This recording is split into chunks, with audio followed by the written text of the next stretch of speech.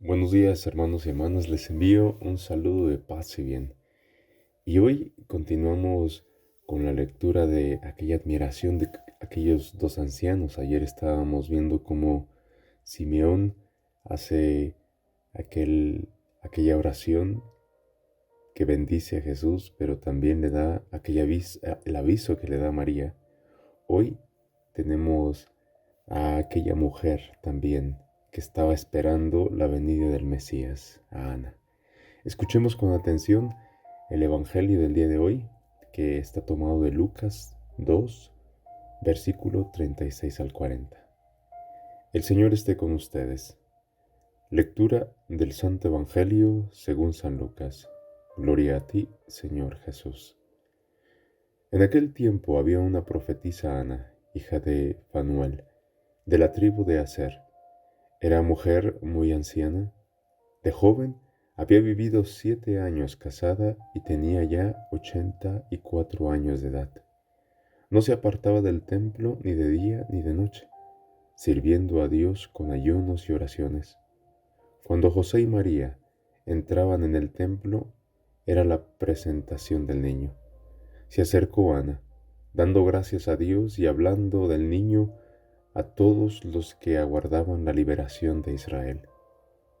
Una vez que José y María cumplieron todo lo que prescribía la ley del Señor, se volvieron a Galilea, a su ciudad de Nazaret. El niño iba creciendo y fortaleciéndose y se llenaba de sabiduría, y la gracia de Dios estaba con él. Evangelio del Señor. Gloria a ti, Señor Jesús.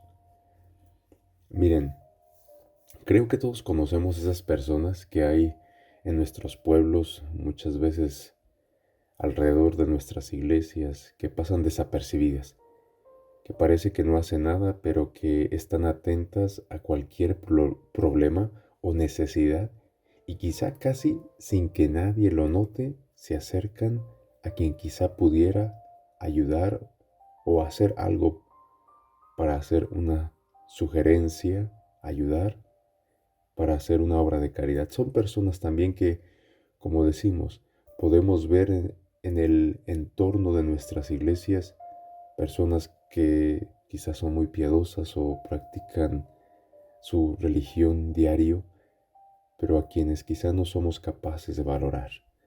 Porque incluso en nuestros lenguajes decimos, son las beatitas, ¿no?, del pueblo, o mira, esa viejita que nada más está rece y rece. Ayudan en muchas cosas, en las casas, en las familias. Yo creo que muchas veces nos equivocamos y no valoramos a estas personas, porque muchas veces son un pilar muy fuerte en nuestra sociedad. ¿Por qué digo que son un pilar? Porque muchas cosas que estas personas realizan y que nadie se ha dado cuenta son las que nos siguen ayudando a nosotros y nos beneficiamos. He querido comenzar dando este ejemplo porque además muchas veces somos injustos con esas personas, contemplando lo que nos dice hoy nuestro Evangelio. Ayer destacábamos la profecía de aquel anciano que es capaz de descubrir en aquel niño que se estaba presentando en el templo, que él era el Salvador esperado. Y hoy nos aparece este otro pasaje con esta anciana, esta viuda, con muchos años también ya en el templo, esperando por el Salvador, y fue desde que se quedó viuda.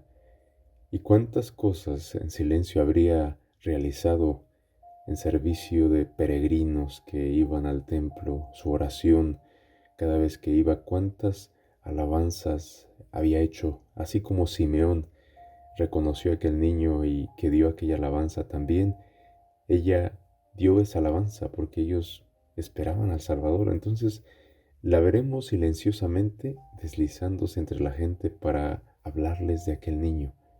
A todos los que esperaban la futura liberación de Israel, son los ojos de la fe, pero es el corazón siempre dispuesto al servicio lo que contemplamos en aquella anciana. Es la esperanza que ya ve también cumplida como el anciano Simeón, y no se cansará de anunciar a todo quien quiera escucharla. Es el testimonio de una mujer creyente y entregada. Es el testimonio de la persona valiente. Le solemos llamar profetisa a esta anciana, que también parece que pasa desapercibida por el Evangelio, porque de ella no se volverá a hablar, pero nos recuerda nuestra misión también profética en medio del mundo para anunciar a Jesús, el anuncio del Evangelio. Y va concluyendo de alguna manera el Evangelio de la infancia de Jesús, porque ahora ya nos dice que marcharon de nuevo a Galilea y se establecieron en Nazaret. Jesús estaba con ellos, formando parte de aquella familia de Nazaret. El niño, por su parte, dice el Evangelio, iba creciendo, iba robusteciéndose, lleno de sabiduría, y la gracia de Dios estaba con él. Jesús, un niño más entre los niños que habría entonces en aquel pequeño pueblo, Jesús que igualmente pasaría desapercibido como uno más entre los habitantes de Nazaret. De él dirán más tarde que era el hijo del carpintero. Todos lo conocían y, y sabían quién eran sus padres, porque era un pueblo pequeño, pero la gracia de Dios estaba con él. Como nos dice el evangelista, crecía y maduraba como crecemos todos, puesto que aunque era el Hijo de Dios, precisamente se había querido hacer hombre, uno como nosotros para ser, en verdad, como nosotros. Jesús vivió en silencio, vivió una, una vida tranquila, se pudiera decir, con todos esos problemas, nada extraordinario durante los primeros 30 años de la vida, que en verdad tiene algo muy parecido a lo nuestro.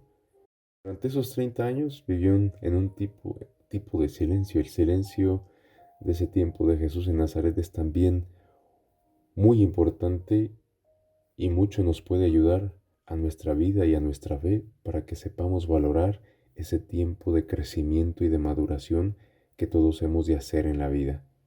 Es todo un grito profético para nuestra vida tan llena de bullicio, de ese tiempo silencioso de la semilla sembrada y oculta en la tierra, brota la nueva planta, de esa nueva intensa vida, de ese silencio, de ese callarnos, nace la madurez que hemos de vivir.